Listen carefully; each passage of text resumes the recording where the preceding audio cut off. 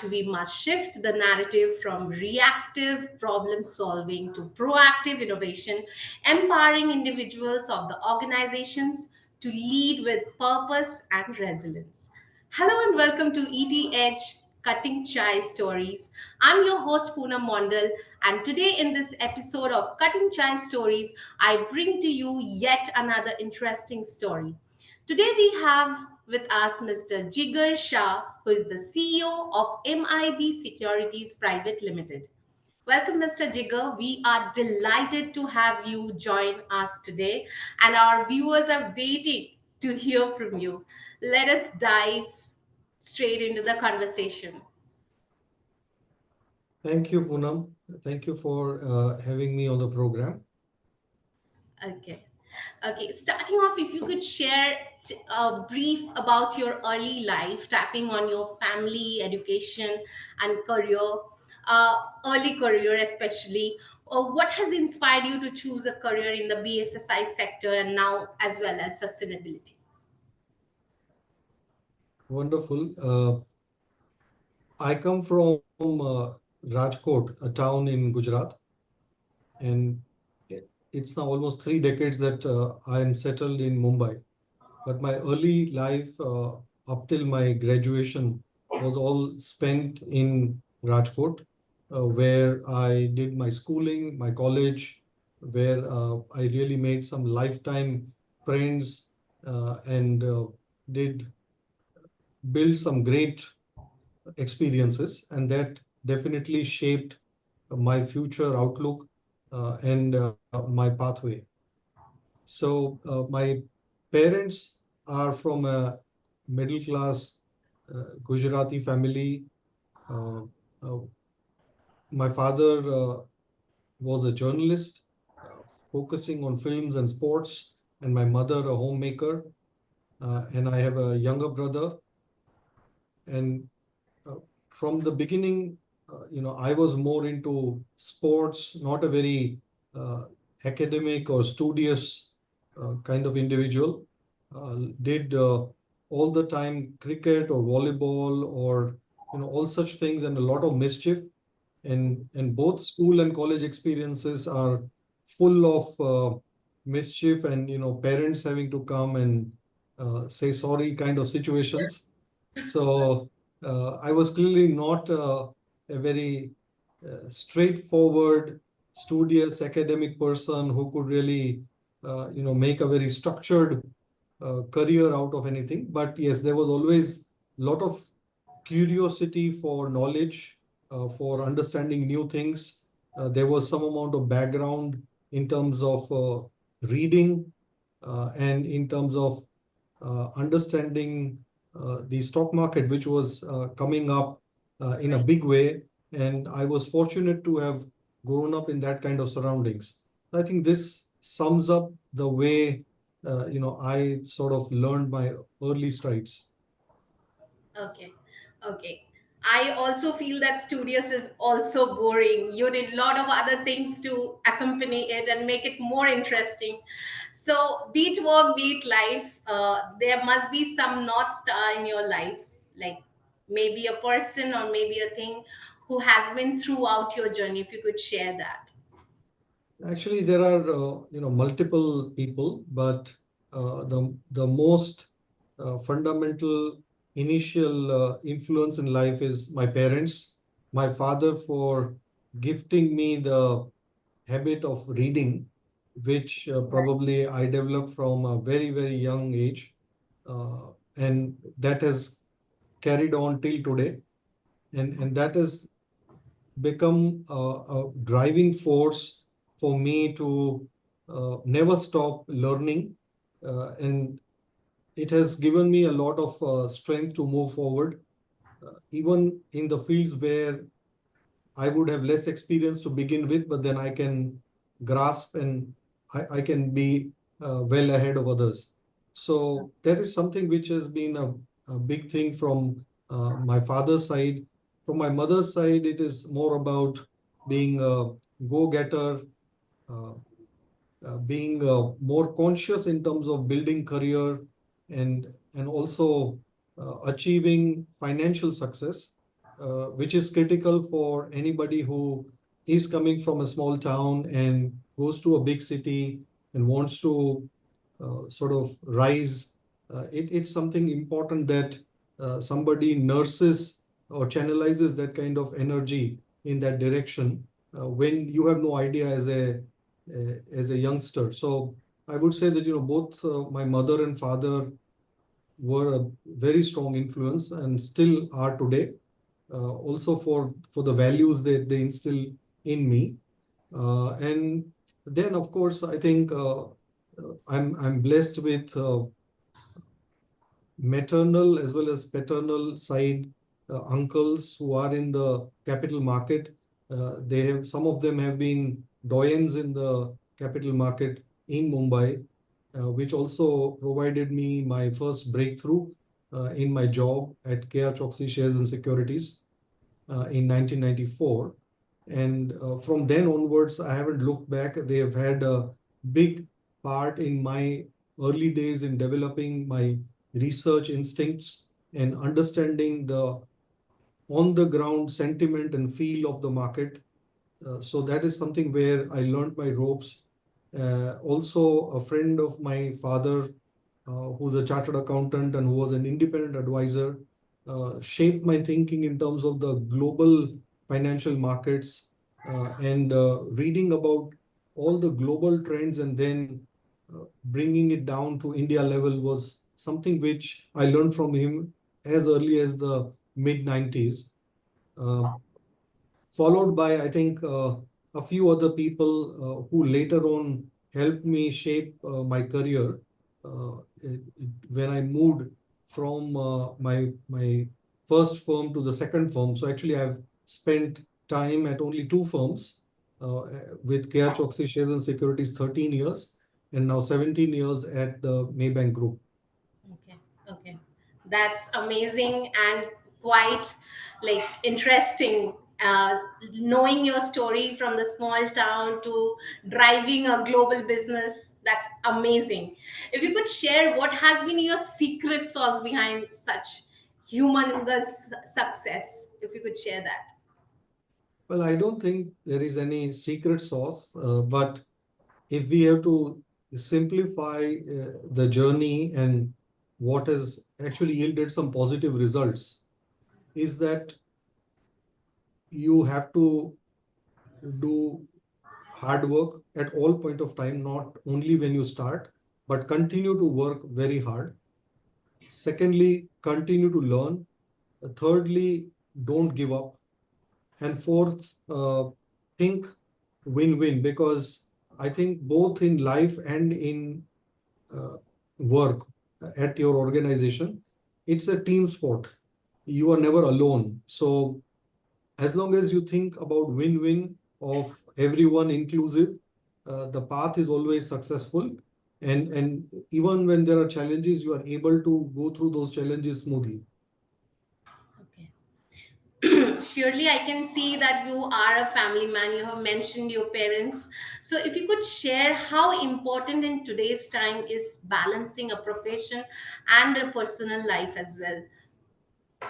Extremely important. Uh, I think as you rise further in your career and your responsibilities, there is going to be immense pressure to achieve.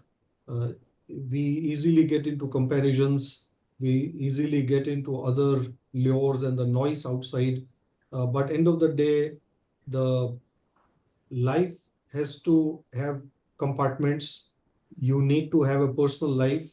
And unless that personal life means your mental and physical well being is completed, you are unable to produce consistently on your business side and also take rapid strides in your career.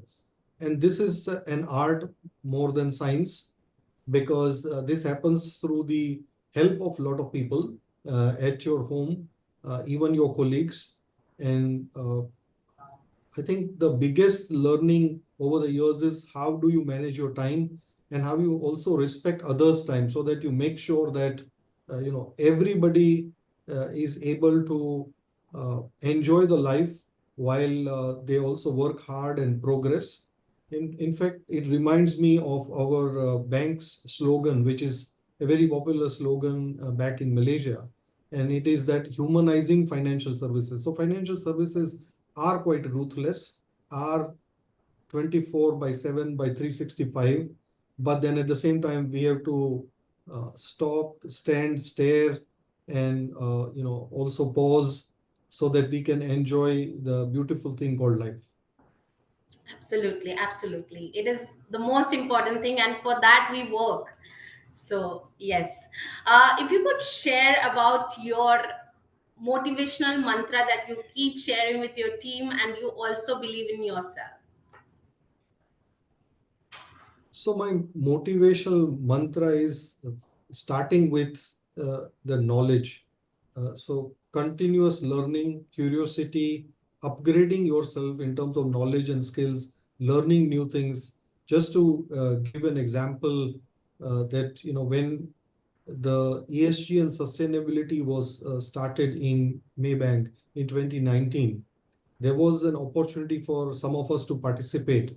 While managing my existing responsibilities, uh, I took that opportunity, and it has imparted me with an amazing lifelong journey to another space, which is sustainability and ESG. And Right. it is also showing me the future pathway that while doing my work, while progressing in my career, I can also perhaps be more useful to the society and other stakeholders apart from just my financial well being. So I think that's the one thing. And the second thing is that uh, you lead by example uh, Right. in whatever you do. And that's where, people back you. Okay, great. Like speaking of ESG, if you could share how your company is aligning with the global push towards ESG investments, and are you seeing increasing demand from Indian investors for sustainable finance solutions?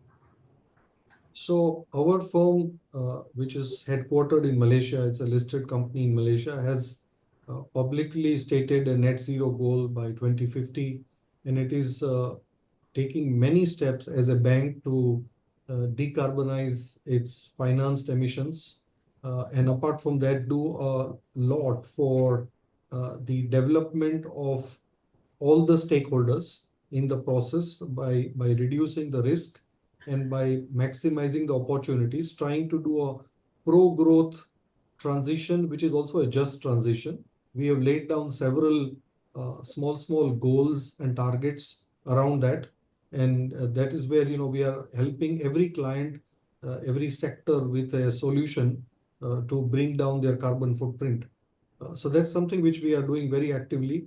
In Okay. India, we, wherever possible, in whichever products or business segments that we are present, we try to replicate the same solutions. Okay. Okay. If you could also share what are your expectations for Indian financial market over the next year, could share that. So I think India is on a dream run, if we say in the past few years, especially after the pandemic, and it Okay. is one of the best equity markets in terms of dollar adjusted returns. It is now at par in terms of the emerging market weightage in the MSCI, that is the biggest emerging market index. Uh, it is, as an economy, growing at the rate of 7% plus, which is amongst the fastest in the large economy in the world, and is on its way to a 8 to 10 trillion dollar size over the course of next 8 to 10 years, which is phenomenal.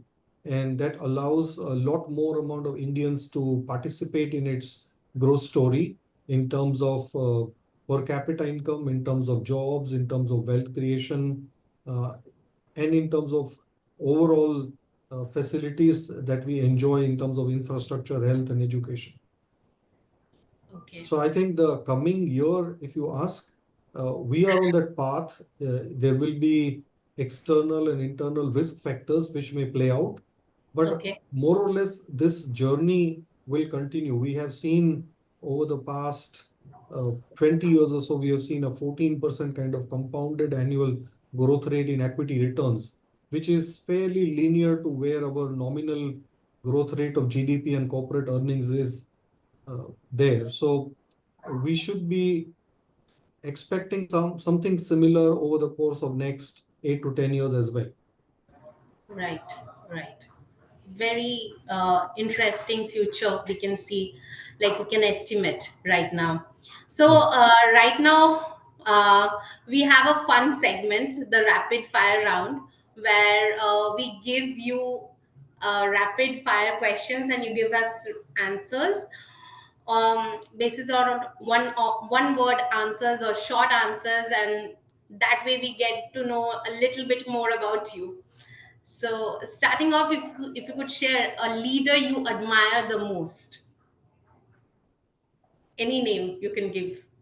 You mean a corporate leader or Anybody, like it can be Subhash Chandra Bose, anybody. so yeah, when it comes to leaders, I admire Gandhiji the most. I think Right. I have read some of his writings, and uh, the people who have written his biographies, I've extensively read some of those. And I feel if there is a single most influential person on our country, if I have to put, it is even today Gandhiji. His values and his ideals are as much relevant today as they were yesterday. Okay. If you are given a choice to pick three words describing your leadership style, what it will be? Empathy, Okay. knowledge, and teamwork. Perfect. Perfect. A song or a book that describes your life, if you could share.